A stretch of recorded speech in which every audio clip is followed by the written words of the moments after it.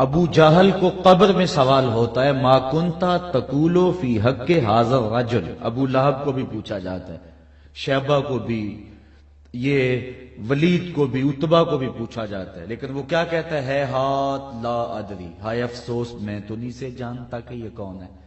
اچھا جانتا نہیں تو پتھر کس کو مارتا تھا؟ جانتا نہیں تو گڑھے کس کی راہوں میں کھودتا تھا؟ جانتا نہیں تو کانٹے کس کی راہوں میں بچھاتا تھا؟ جانتا نہیں دارالندوہ میں بیٹھ کے قتل کی سازش کس کے خلاف تیار کی تھی؟ جانتا نہیں تو اوجریاں کس پہ ڈالی گئی؟ جانتا نہیں تو کس کے لیے بدر میں آیا تھا؟ لیکن کہتا ہے ہاتھ لا ادری، ہائے افسوس میں تو نہیں جانتا۔ جس نے ساری زندگی دیکھا، جو مقابلہ کرتا گیا، جو پتھر مارتا رہا، جو گڑھے کھودتا رہا، جو مخالفت کے طوفان اٹھاتا رہا، جو انعام رکھتا رہا گرفتاری پر، آج کہتا ہے ہائے افسوس میں نہیں جانتا۔ اور 14 صدیاں گزرنے کے بعد ایک مومن قبر میں اترتا ہے، رخ محبوب کی زیارت ہوتی ہے، اور فرشتہ پوچھتا ہے بتا عامر چیمہ یہ کون ہے؟ تو وہ کہتا ہے پیچھے ہٹو، پہلے پائے ناز کو بوسہ تو لے لینے دو، میں تو مر کے پہنچا ہوں یہاں اس دل ربا کے واسطے، میری تو زندگی اسی نبی کے نام پہ گزر گئی۔ اگر میں جانتا نہیں تھا ہٹلر کے دیش میں نے نبی کے نام پہ جان کیوں وار دی تھی؟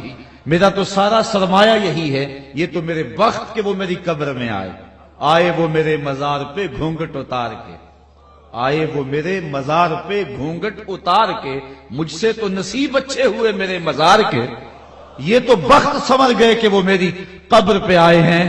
تو جس شخص نے ساری زندگی دیکھا وہ تو پہچان نہیں سکا، اور جس نے کبھی نہیں دیکھا تھا وہ فوراً کہتا پیچھے ہٹو، بعد میں بتاؤں گا، پہلے پائے ناز کو بوسہ تو لے لینے۔ اب بتائیے کہ جس نے دیکھا وہ پہچان نہیں رہا، اور جس نے کبھی نہیں دیکھا تھا، صدیوں کا فاصلہ ہے، وہ فوراً پہچان رہا ہے۔ تو کیا ماجرا ہے؟ اصل اس کی اس آنکھ نے دیکھا تھا، دل کی آنکھ نے نہیں دیکھا تھا، اس لیے یہ آنکھ تو بند ہوئی، دل کی آنکھ کھلی، دل کی آنکھ نے دیکھا ہی نہیں تھا، اس لیے کہنے لگا ہے ہاتھ لا ادری، میں تو نہیں پہچانتا۔ اور مومن کی اس آنکھ نے گو نہیں دیکھا تھا، لیکن در دل مسلم مقام مصطفیٰ آبروئے باز نام مصطفیٰ، مومن کے دل میں تو ڈیرے ہی محمد عربی کے ہوتے ہیں۔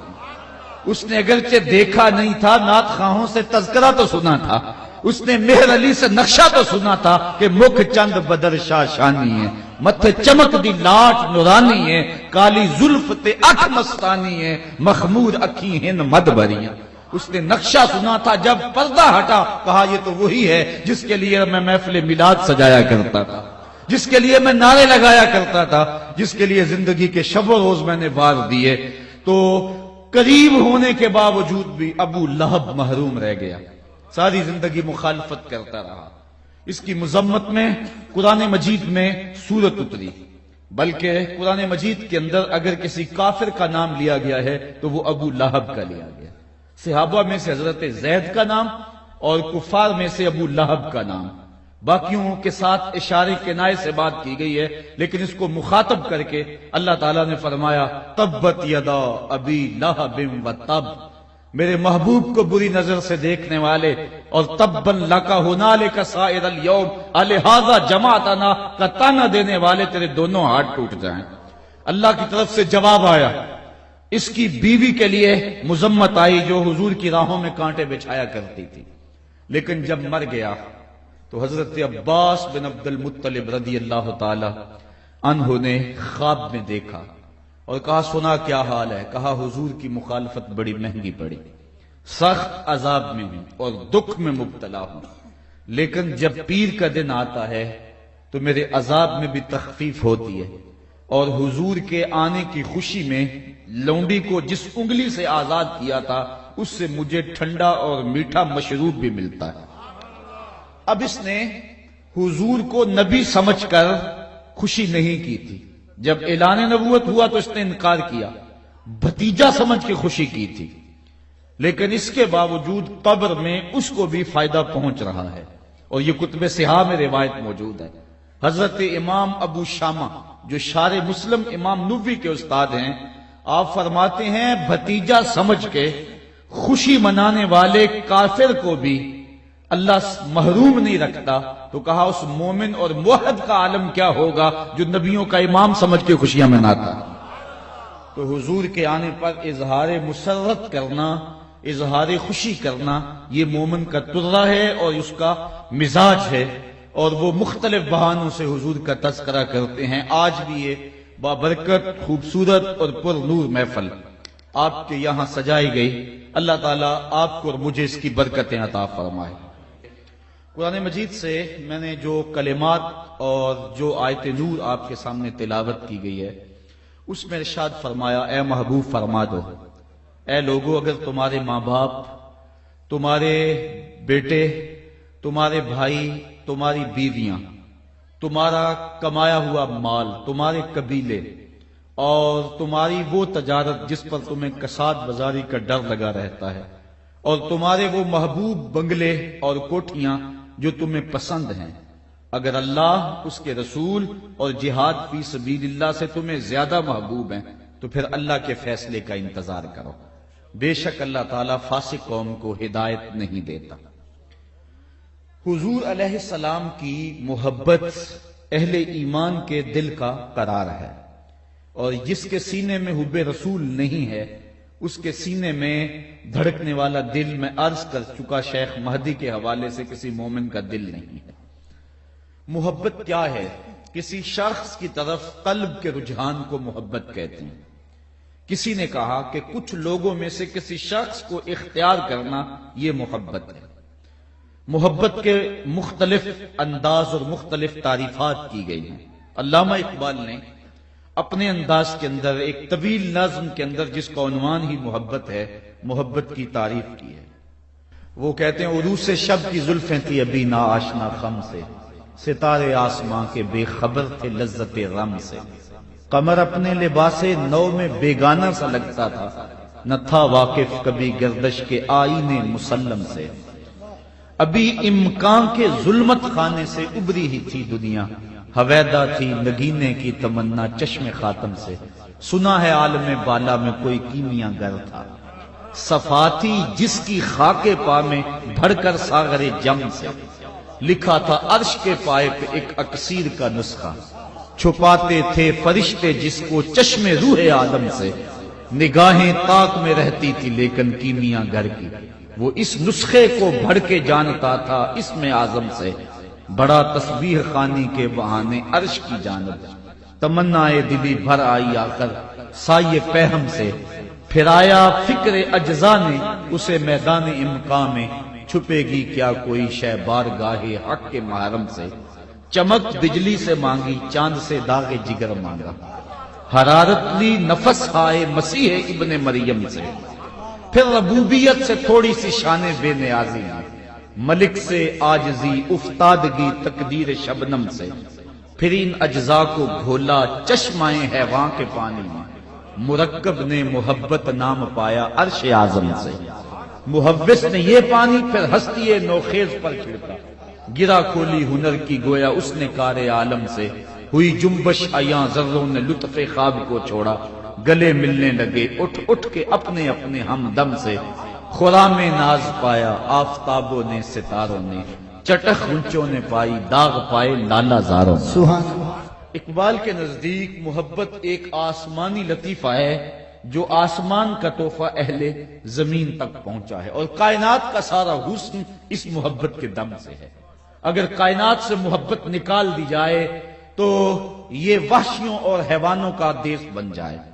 یہ محبت ہی ہے جس کے دم سے بہاریں ہیں، یہ محبت ہی ہے کہ جو گندگی میں لتڑے ہوئے بچے کو دھونے سے قبل اس کا پہلے منہ چومتی ہے، کبھی ماں کے روپ میں، کبھی بہن کے انداز میں، کبھی ماں کی تڑپتی ہوئی ممتا کے روپ کے اندر یہ محبت جلوہ گر ہوتی ہے، کبھی بلبل کو گلاب کے ارد گرد رقص بسمل کے تماشے کرنے پہ مجبور کرتی ہے، اور یہی محبت کبھی شمع کے گرد پروانے کو ناچنے پہ مجبور کرتی ہے۔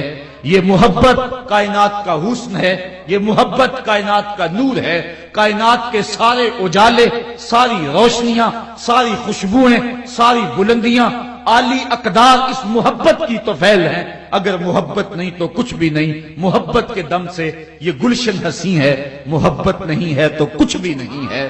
ساری کائنات کے اندر محبت اور پیار سے ہی رونق اور زندگی ہے. اب یہ بات تو ظاہر ہے کہ انسان کا سینہ محبت سے خالی نہیں ہو سکتا. یہ لازمی ہے کہ انسان کسی نہ کسی سے محبت ضرور کرے گا. اب وہ اقتدار کی چاہتوں میں پگلا ہو جائے یا وہ حسن انسان کے اندر پگھلتا رہے یا وہ دولت کا پجاری بن کے لیل و نہار اسی دھن میں گزارتا رہے, اس کی کوئی نہ کوئی خواہش ہوگی جو اس سمت اس کو روا رکھے گی. دل خالی نہیں ہوگا. لیکن غالب نے ایک بڑی پیاری بات کہی. وہ کہتا ہے غم اگرچہ جاں گسل ہے پر کیا بچیں کہ دل ہے. غم عشق اگر نہ ہوتا غم روزگار ہوتا.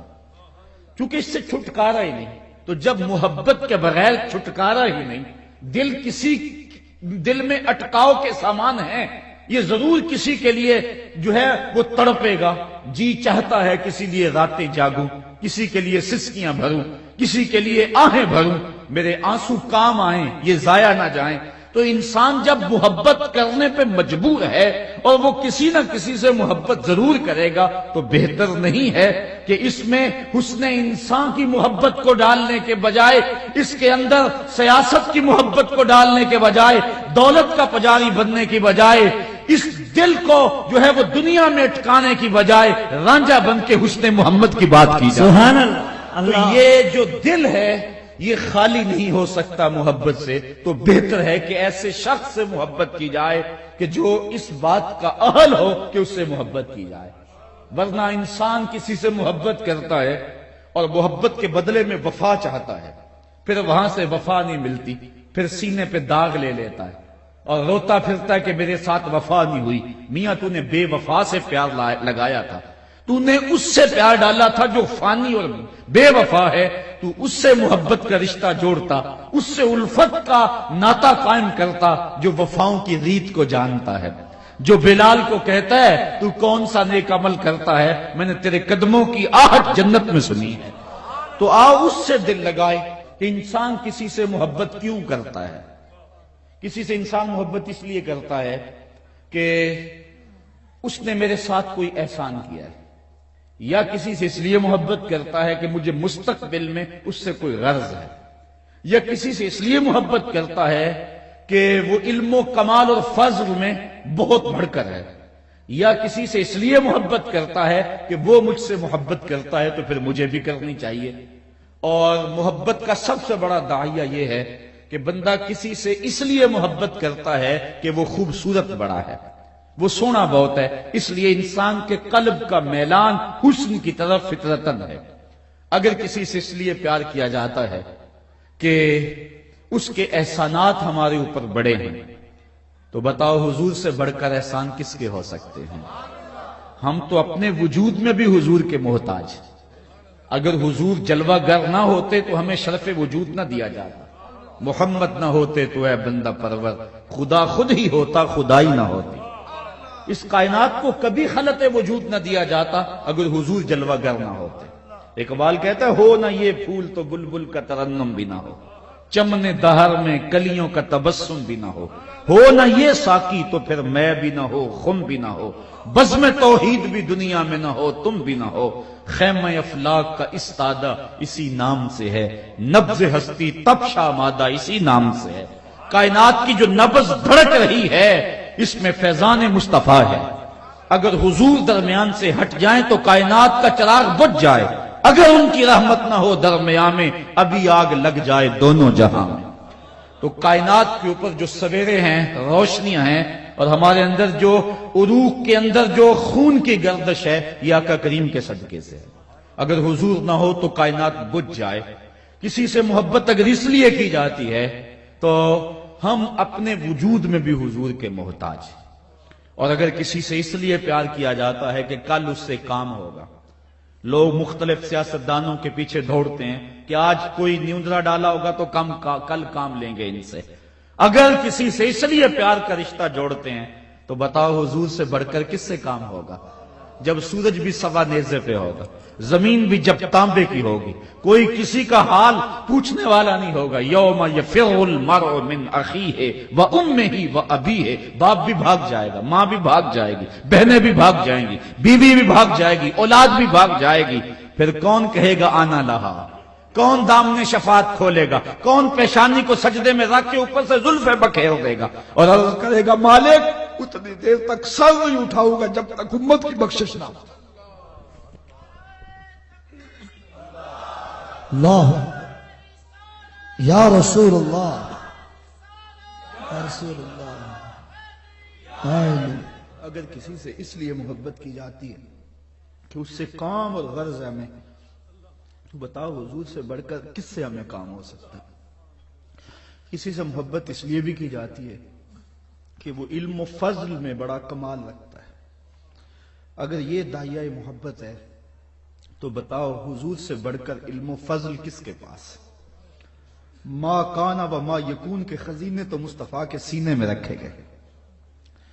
اللہ اکبر۔ کسی سے پیار اس لیے بھی کیا جاتا ہے کہ وہ پیار کرتا ہے، تو پیار کا بدلہ بھی تو پیار ہو، محبت کا بدلہ بھی تو محبت ہوگا۔ میں یہ وعدہ کیا تھا آج، لیکن یہ مجھے لکھنا یاد نہ رہا، تو یہ کسی اور جگہ پہ وعدہ ہو گیا، اور میرے عزیز عالی مرتبت چودھری ریاض صاحب نے مجھے جب دوبارہ یاد دلایا تو بڑا مسئلہ میرے لیے بن گیا، لیکن چونکہ ان کی محبت تھی اور محبت کے بدلے کے اندر مجھے ان سے معذرت کرنا پڑی اور یہاں آنا پڑا، تو یہ محبت کے بدلے میں بھی محبت ہوتی ہے۔ اب حضور سے بڑھ کر کون محبت کرتا ہے ہم سے؟ آقا کریم کی محبت کا عالم دیکھیے۔ فرمایا لو تدخلوا شوکۃ فی رجل احدکم لوجدت علما، اے میری امتی اگر تیرے پاؤں میں کانٹا بھی چبھ جائے نا اس کی تکلیف مجھے ہوتی ہے۔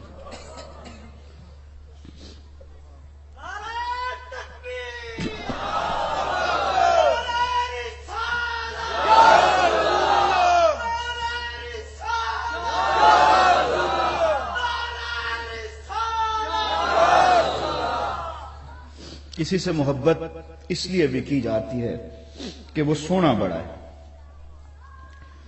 یہ محبت کا سب سے بڑا داعیہ ہے۔ اور اگر اس لیے کسی سے محبت کرنی ہے تو آؤ دیکھو حضور کی خاک پا کے برابر بھی دنیا کا حسن نہیں ہے۔ لکھاں آئے نبی زمانے تے محبوب خدا جا کوئی نہیں، لکھاں سونے بن بن بہندے نے او دی خاک پا جا کوئی نہیں، جیسا حسن ان کو دیا۔ میرے اعلیٰ حضرت فرماتے ہیں اللہ اکبر، یہ اعلیٰ حضرت کی نعت پڑھ رہے تھے اور مجھے وہ واقعہ یاد آ رہا تھا کہ جب آپ کے برادر مولانا حسن رضا فاضل بریلوی نے یہی نعت جو پڑھی جا رہی تھی، اس سے قبل ایک نعت داغ دہلوی کو پیش کی، اور داغ دہلوی کسی معمولی شخص کا نام نہیں ہے۔ علامہ اقبال نے اس بات پہ فخر کیا ہے کہ میں داغ دہلوی کا شاگرد ہوں، نسیم تشنا ہی نہیں اقبال کچھ اس پہ نازاں، فخر ہم کو بھی ہے شاگردی داغ سخندان کا۔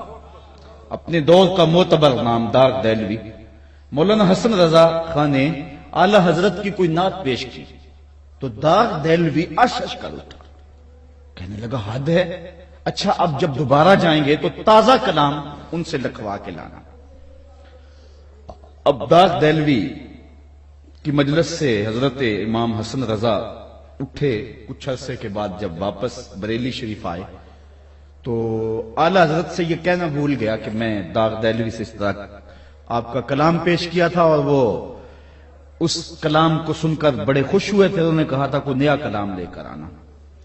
جب واپسی کا ٹکٹ لے لیا دلی آنے کے لیے تو اچانک وہ داغ دہلوی کی فرمائش یاد آئی، تو اعلیٰ حضرت کے پاس آئے، کہ حضرت میں جا رہا ہوں، ٹکٹ لے لیا اور چند منٹ رہ گئے گاڑی چلنے میں، تو یہ میں ان سے وعدہ کیا ہو تھا کوئی نئی نعت لکھی ہو تو مجھے وہ نعت دے دیں تاکہ میں جا کے ان کو سنا سکوں۔ اعلیٰ حضرت فرمایا کہ تم کاغذ اور قلم لے آؤ، ابھی نہیں لکھ دیتے ہیں؟ کہا حضرت وہ میں نے ٹکٹ لے لیا اور گاڑی چلنے والی ہے، کہا چلو لکھ دیتے ہیں ابھی۔ تو یہ نعت جو ہمارے محترم کریم سلطان صاحب نے پڑھی، اعلیٰ حضرت نے یہ لکھی، ان کی مہک نے دل کے غنچے کھلا دیے۔ اللہ اکبر۔ ابھی اس کا مقطع مقطع ہوتا ہے جس میں شاعر اپنا نام لکھتا ہے، وہ ابھی نہیں لکھا گیا تھا کہ وصل ہو گئی، تو جلدی جلدی سے وہ لے کر اعلی حضرت سے وہ اسٹیشن پہ چلے گئے اور بیٹھ کے جا کے گاڑی پہ، تو جب دہلوی کو یہ سنائی تو وہ اشش کر اٹھا، تو کہا مقطع نہیں ہے اس کا، کہا اصل وہ فوری لکھی گئی تھی اور گاڑی کی وصل ہو گئی تھی اور مقطع نہیں لکھنے کا موقع ملا۔ تو داغ دہلوی حیران ہو گیا کہ اتنا عالی نظم کلام اور اتنی جلدی میں لکھا گیا۔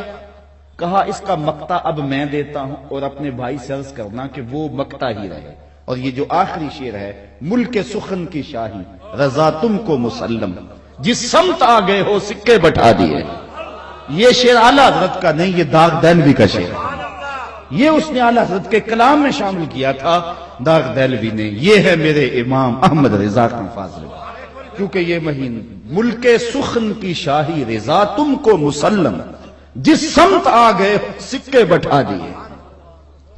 اور اسی دوران اعلیٰ حضرت کا ایک اور شعر مجھے یاد آ گیا، محبوب کو سجدہ کرنا یہ جائز نہیں ہے، اللہ کے علاوہ کسی کو جائز نہیں ہے۔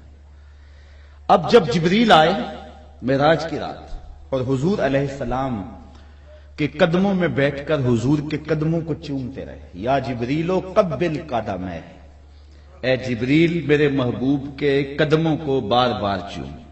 ہمارے نقیب محترم بھی اور ہمارے ثنا خان بھی میرے علم کے مطابق جو ہے وہ مکمل عالم بھی ہیں، تو یہ قبل تفیل ہے اور یہ کثرت ماخذ چاہتا ہے، یعنی ایک بار نہیں بار بار، قبل قدمہ ہے، اور قدمہ نہیں قدمہ ہے تسنیہ ہے، یعنی اے جبریل میرے محبوب کے قدموں کو بار بار چوم۔ اور جب جبریل کا سر حضور کے قدموں میں تھا تو شاعر کا ذوق ہے کہ شاعر کہے کہ جبریل سجدہ کر رہا ہے، لیکن اگر کہیں تو شریعت قدغن لگاتی ہے، لیکن شاعرانہ ذوق مجبور کر رہا ہے۔ اب اعلیٰ حضرت کا انداز دیکھیے، یہ نہیں کہا کہ جبریل سجدہ کر رہے ہیں، لیکن اپنے شاعرانہ ذوق کی تسکین بھی کریں گے۔ فرماتے ہیں تاج روح القدس کے موتی جسے سجدہ کریں۔ اعلیٰ حضرت فرماتے ہیں کہ جو جبریل نے تاج پہنا ہوا تھا اور تاج پر موتیوں کی لڑیاں تھیں اور وہ لڑیاں سجدہ کر رہی تھیں، اب لڑیاں تو غیر مکلف ہیں، ان کا سجدہ منع تو نہیں ہے، تو جب لڑیاں جھکی ہیں تو امامہ بھی جھکا ہے، جب امامہ جھکا ہے تو سر بھی جھکا ہے، تو کہا تاج روح القدس کے موتی جسے سجدہ کریں، رکھتی ہیں کتنا وقار اللہ اکبر ایڑیاں، تاج روح القدس کے موتی جسے سجدہ کریں، رکھتی ہیں کتنا وقار اللہ اکبر ایڑیاں۔ اور پھر ایک دن اعلیٰ حضرت کا جی چاہا کہ میں حضور کی زلفوں کو گھٹا کروں۔ شاعر کہتا ہے نا محبوب کے چہرے کو وہ دن کہہ لیتا ہے اور زلفوں کو رات کہہ لیتا ہے، وہ حافظ شیرازی کہتا ہے بفروغ چہرہ زلفت رہے دل زند ہما شب چہ دلاورست دزدے کہ بشب چراغ دارت۔ وہ کہتا ہے کہ وہ کالی رات کے اندر چراغ جلا کے، کالی رات، زلفوں کی کالی رات کے اندر چہرے کا چراغ جلا کے دو لوگوں کے دل لوٹ رہا ہے۔ کتنا بہادر چور ہے کہ دن کو لوٹ رہا ہے، چہ دلاورست دزدے کہ بشب چراغ دارت، کتنا بہادر چور ہے کہ دن کو لوٹ رہا ہے۔ تو شاعر کا مزاج ہے کہ زلفوں کو رات کہے اور چہرے کو دن کہے، یہ ذوق اعلیٰ حضرت کو بھی آیا، لیکن پھر کہا میں کیوں کہوں رات، لیکن پھر ذوق تھا کہ شعراء تو کہتے آئے ہیں، پھر ذوق نے یاوری کی، کہا اچھو رات نہیں کہتا لیلۃ القدر کہہ لیتا۔ حضور جب درمیان میں مانگ نکالتے تھے سیدھی مانگ، تو اعلیٰ حضرت نے کہا کہ لیلۃ القدر میں مطلع فجر حق، لیلۃ القدر میں مطلع فجر حق، مانگ کی استقامت پہ لاکھوں سلام، مانگ کی استقامت پہ لاکھوں سلام۔ ایسا حسن اگر کسی کے لیے اس لیے پیار کیا جاتا ہے کہ وہ حسین بڑا ہے، تو بتاؤ حضور سے بڑا حسین کون ہے؟ اعلیٰ حضرت فرماتے ہیں، بات اعلیٰ حضرت کی چل پڑی، سخن شاعری شہر یار اپنی جگہ، نعت کہنے کو احمد رضا چاہیے۔ فرماتے ہیں بلبل نے گل ان کو کہا، بلبل نے، بلبل کی انتہائی پرواز نہیں ہے، اس سے آگے تو بلبل سوچ نہیں سکتی۔ بلبل نے گل ان کو کہا، کمری نے سروے جہاں فضا، حیرت نے جھنجھلا کر کہا یہ بھی نہیں وہ بھی نہیں، خورشید تھا کس زور پر، کیا بھڑ کے چمکا تھا قمر، بے پردہ جب وہ رخ ہوا یہ بھی نہیں وہ بھی نہیں۔ ایسا حسن دیا کہ کائنات تکتی رہ گئی۔ صرف 23-24 صحابہ ہیں جو حضور کا حسن بیان کرتے ہیں۔ 1,24,000 صحابہ نے حضور کو دیکھا ہے۔ آپ نے مجھے دیکھا ہے، اگر بعد میں کوئی پوچھے کہ جناب کیسے تھے تو آپ میرا ناک نقشہ بیان کر دیں گے؟ رنگت ایسی تھی، نقوش ایسے تھے، کہنے سننے کا انداز یہ تھا، لباس وضاقتہ یہ تھی، اٹھنے بیٹھنے کی چال رفتار کی ساری انداز آپ بتا دیں گے؟ ایک مرتبہ دیکھا اور بیان کر دیں گے آپ۔ اور جنہوں نے شب و روز دیکھا اور ایک نہیں بار بار دیکھا، صحابی بنتا ہی تب ہے جو رخ مصطفیٰ کو دیکھے، لیکن اس کے باوجود وہ حلیہ بیان نہیں کرتے، صرف 22, 23, 24, 25 لگا لیں۔ اور یہ بھی وہ ہے جنہوں نے بچپن میں حضور کو دیکھا، تو یہ یا حضور کو سوئے ہوئے دیکھا یا گھر والے افراد ہیں، یہ حلیہ بیان کرتے ہیں، باقی حلیہ بیان نہیں کرتے۔ کہتے ہیں اس لیے کہ کسی آنکھ میں ہمت ہی نہیں تھی کہ دیکھ سکتی۔ ایک دوسرے سے پوچھتے تھے بتاؤ حضور کیسے تھے، کہا تم نے نہیں دیکھا، کہا نہیں دیکھا، دیکھ کر بھی نہیں دیکھا۔ اللہ اکبر۔ رخ کے آئینے میں مصور جڑا ہوا، رخ کے آئینے میں مصور جڑا ہوا، چہرے کی ہر لکیر پہ قرآن لکھا ہوا۔ کہتے نہیں ہم نے دیکھا۔ حضرت حسان بن ثابت رضی اللہ تعالیٰ عنہ فرماتے ہیں کہ میں نے دیکھا تھا، اور کہتے ہیں میرے پاس ایک طریقہ تھا اس لیے میں نے دیکھ لیا تھا۔ وہ طریقہ کیا سنیے ذرا اور محظوظ ہو جائیے۔ کہتے ہیں فلما نظرت الی انوارہ فودعت کفی علی عینی خوفا من ذہاب بصری، جب میں حضور کو دیکھا تو اپنی آنکھوں پر انگلیاں رکھ کے انگلیوں کی اوٹ سے دیکھتا۔ کیوں کہ حضور کے جلووں کی چمک سے کہیں میری بینائی نہ جاتی ہے۔ یہ کون کہہ رہے ہیں؟ حضرت حسان بن ثابت۔ اور آپ جانتے ہیں کہ حضرت حسان بن ثابت شاعر تھے، اور شاعر حسن دیکھنے میں دلیر ہوتا ہے، اور جو حسن دیکھنے میں دلیر ہے وہ بھی آنکھوں پہ انگلیاں رکھ کے دیکھ رہا ہے۔ اور یہ ابھی حسن ظاہر نہیں تھا، 70,000 بشریت کے پردے تھے، 70,000 پردوں کے نیچے چھپا ہوا حسن، اور وہ بھی دیکھنے والا شاعر، اور وہ بھی کہتے ہیں آنکھوں پہ انگلیاں رکھ کے دیکھتا تھا۔ اگر وہ حسن بے نقاب ہوتا تو کیا ہوتا؟ یہی بہتر ہے کہ وہ پردے میں رو پوش رہے، وہ اگر پردہ اٹھا دے تو کسے ہوش رہے۔ کل قمر لیلۃ البدر لم ارى قبلہ ولا بعدہ مثلہ۔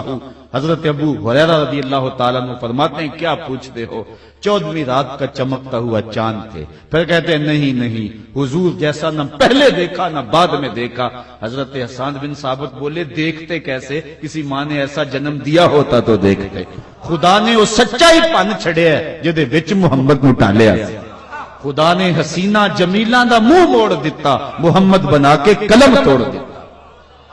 اور اعظم کہتا ہے تو اجے میرا یار نہیں ڈٹھا، جنوں ویکھ کے چند شرم آوے، ادھی راتی دن چڑھ جاوے، جیو رخ تو نقاب اٹھاوے، تے جیو نکلے سیر کرن نو سارا گلشن سیس نواوے، اتے دھرتی لف لف جاوے، جے ہاتھ پھلاں وچ رکھدا ہاتھ پھلاں تو ود جاوے، نین نشیلے مست رسیلے وچ سونا کجل سہاوے، اکھ اگڑے تے انج پیا جاپے جویں میں خانہ کھل جاوے، کیا خوب سجن دیاں اکھیاں نے جویں پر کے سرائیاں رکھیاں نے، اکھ اگڑے تے انج پیا جاپے جویں میں خانہ کھل جاوے، توبہ توبہ حسن سجن دا چال نہ چلی جاوے، بجلی ڈردی لشک نہ مارے متا بے ادبی ہو جاوے، علم خدا نے اینا دتا عقلاں وچ نہ آوے، عقل خدا نے اینی دتی علماں وچ نہ آوے، کی اعجاز نظر وچ او دی جو آوے وک جاوے، خلق او دے نے مولی دنیا کوئی ورلا ہی جان بچاوے، اعظم ایڈا سونا ماہی سن کدرے نظر۔ نعرہ تکبیر، نعرہ رسالت، سیدی مرشدی علماء اہل سنت علامہ رضا ثاقب مصطفی، نعرہ حیدری۔ اگر کسی سے اس لیے پیار کیا جائے کہ وہ سونا بڑا ہے تو بتاؤ ماں ذاق کی آنکھ سے بہتر کس کی آنکھ میں کجلا ہو سکتا ہے؟ اگر اس لیے کسی سے پیار کیا جائے کہ وہ سونا بڑا ہے، بتاؤ کسی کا چہرہ بددہا ہے؟ اگر اس لیے کسی سے پیار کیا جائے تو وہ خوبصورت بڑا ہے، بتاؤ کسی کی زلف کو رب نے حامیم کہا ہے؟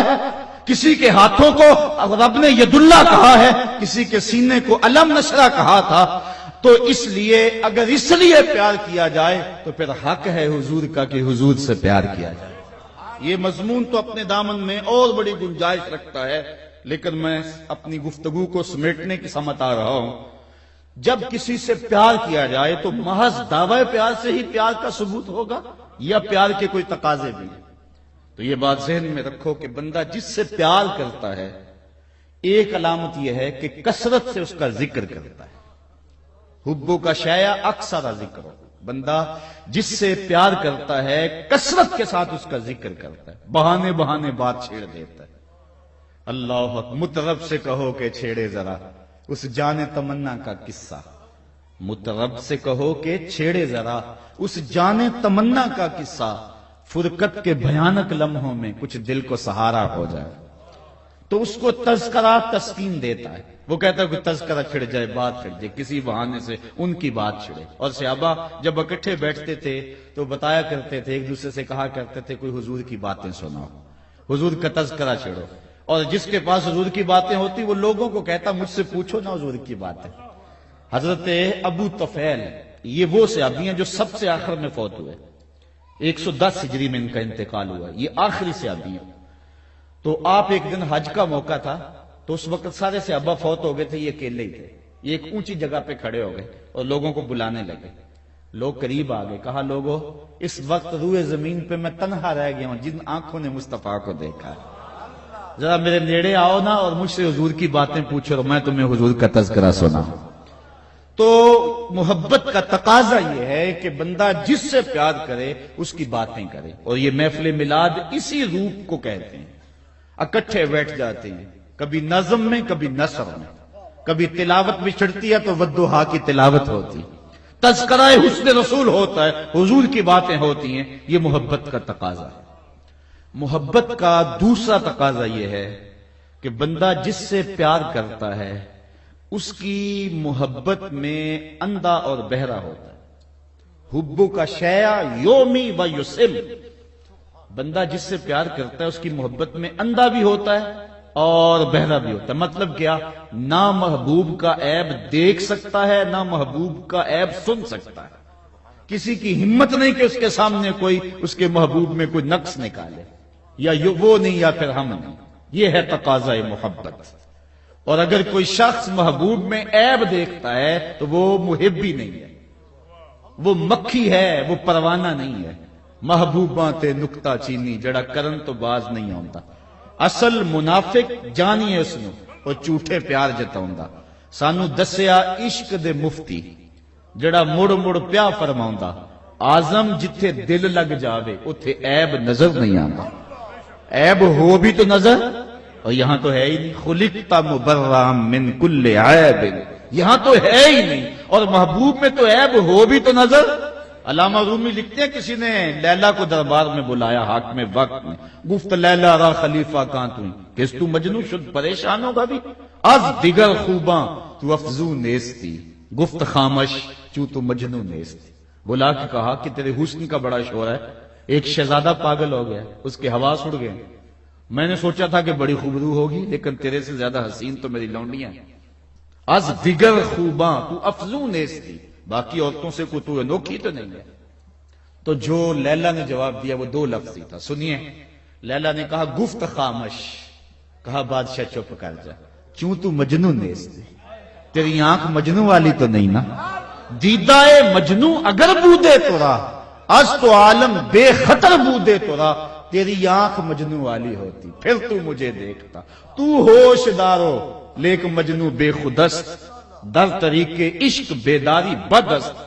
تو ہوش والا ہے اور مجنو ہوش کو چھٹی دے کر آیا ہے، اور اس کوچے میں جو ہوش کی پونجی لے کر آئے اسے سودا نہیں ملتا۔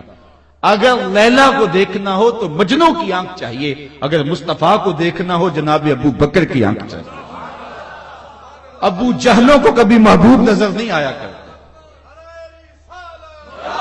تو بندہ تو بندہ جس سے پیار کرتا ہے اس میں نقص نہیں دیکھ سکتا. بات تو لمبی ہے لیکن محبت کا ایک تقاضا یہ بھی ہے کہ بندہ جس کی محبت میں اپنے آپ کو دعویٰ رکھتا ہے، اپنے آپ کو جس کی محبت کا دعویٰ رکھتا ہے، جس سے پیار کا دعویٰ رکھتا ہے، اس کی اطاعت کرتا ہے. یہ کبھی نہیں ہو سکتا کہ پیار کرے پاکستان سے اور جھنڈا اٹھائے انڈیا کا. یہ کبھی نہیں ہو سکتا کہے کہ میں پاکستان کا فوجی ہوں اور وردی پہنی ہوئی ہو انڈیا کے فوجی کی. یہ ایسے نہیں ہو سکتا ہے.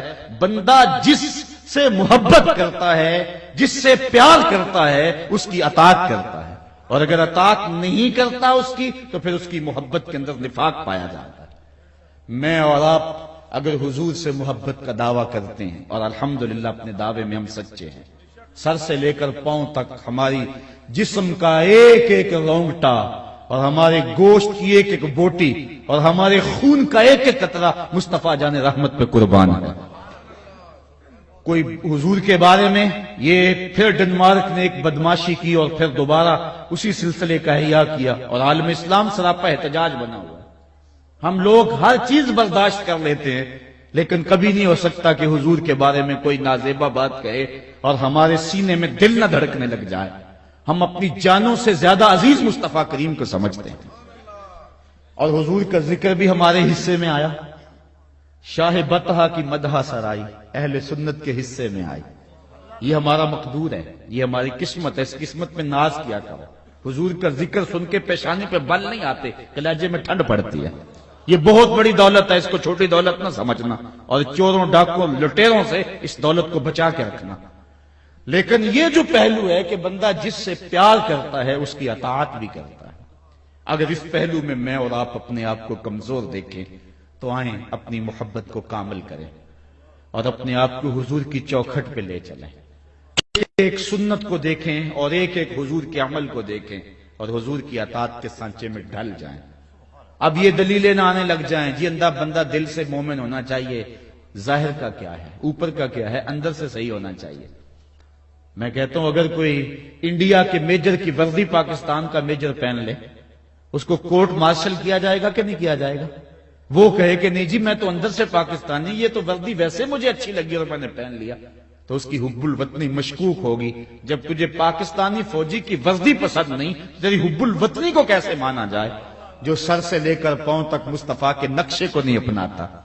تو اس کے اندر کی کیفیت کا ہم کیسے اعتبار کریں گے؟ میرے حضور قبلہ عالم فرماتے ہیں محمد دی زیارت محمد دے رنگ وچ اے ٹھگ بازیاں ساری جانے محمد اور یاری لا تو پاک نبی سنگ اے پر پوری یاری پھر درود قبول ہے تیرا لکھ نالوں ایک باری.